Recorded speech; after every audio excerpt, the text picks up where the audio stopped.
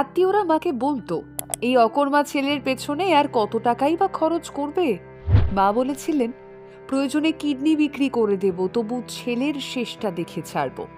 হ্যাঁ, সেই ছেলেটাই আজ বর্ডার সিকিউরিটি ফোর্সের হয়ে দেশকে সুরক্ষা দেবে। মুর্শিদাবাদের এক অচেনা গ্রাম পুলিয়া, সাধারণ মধ্যবিত্ত পরিবারের মতোই ফয়েজুল কাদেরী এবং শাহনাজ খাতুনের সংসার। আর সেই পরিবারেরই ছেলে শামসুদ্দিন কাদেরী, ডাকনাম রাজু। ছোট থেকেই তার স্বপ্ন জলপাই রঙের ওই উর্দিটার।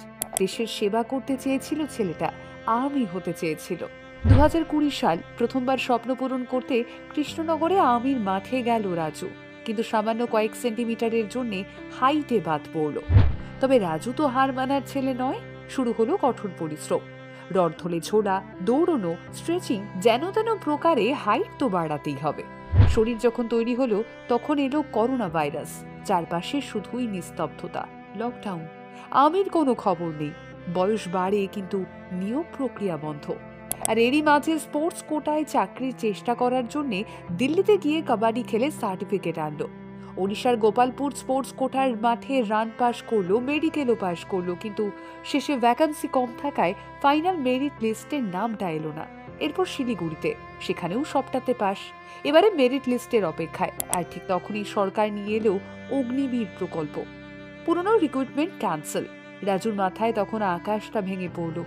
বয়স শেষ হয়ে আসছে, অথচ চাকরি জুটছে না।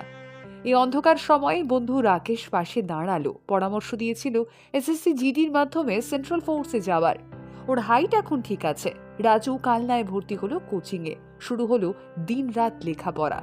তবে সবসময় ওই একটা কথাই মাথায় ঘুরতো, বাবা কত কষ্ট করে টাকা পাঠান, কিছু একটা করতে হবে।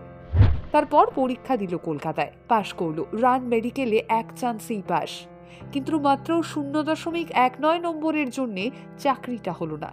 ওই একটা রাত রাজু অনেকটা কেঁদেছিল। মা বাবা অনেক আশা করেছিল, কিন্তু সবটা শেষ হয়ে গেল। সেই খারাপ সময় চারপাশ থেকে তিরস্কার ভেসে আসতে থাকে। চারপাশে ফিসফিসানি চলে, টাকা ছাড়া কি আর চাকরি হয়? মুম্বাইয়ে চলে যা মুরগি কাটার কাজে।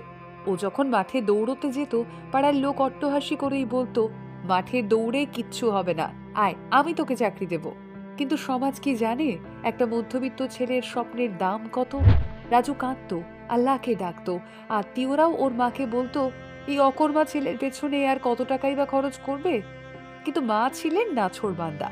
মা জবাব দিয়েছিলেন, প্রয়োজনে নিজের কিডনি বিক্রি করে দেব, তবু ছেলের শেষ দেখে ছাড়ব। মা ওকে বলেছিলেন, অপমানের জবাব মুখে বলে নয় বাবা, কাজে করে দেখিয়ে দে। বাবার রোদে পড়া মুখটা দেখে রাজু ফের জেগে উঠল। কোচিং ছেড়ে দিল।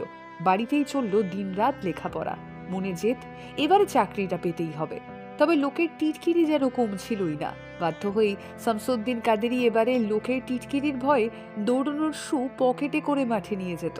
লোকজনের কথার থেকে বাঁচতে ওকে লুকিয়ে প্রস্তুতি নিতে হতো। 2025 সাল, আবারও ফর্ম ফিল আপ, আবারও পরীক্ষা।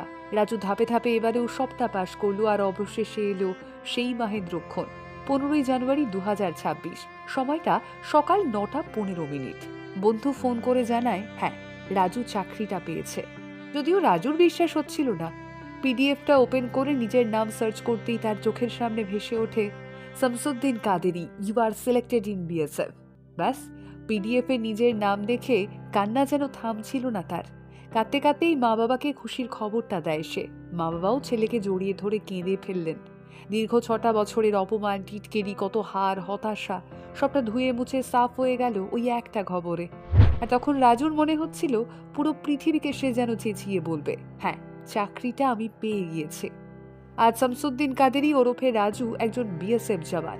রাজু আজ গরিব আর মধ্যবিত্ত ঘরের সব ছাত্রছাত্রীকে ওই একটা কথাই বলতে চায়, হাল ছেড়ো না বন্ধু।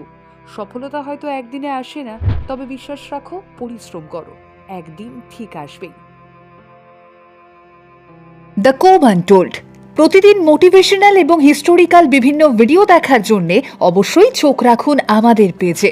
দ্য কোব আনটোল্ড বলে আমার আপনার মতো সাধারণ মানুষদের কথা, আর তাই সাধারণদের অসাধারণ গল্প শুনতে অবশ্যই আমাদের পেজে চোখ রাখতেই হবে আপনাকে।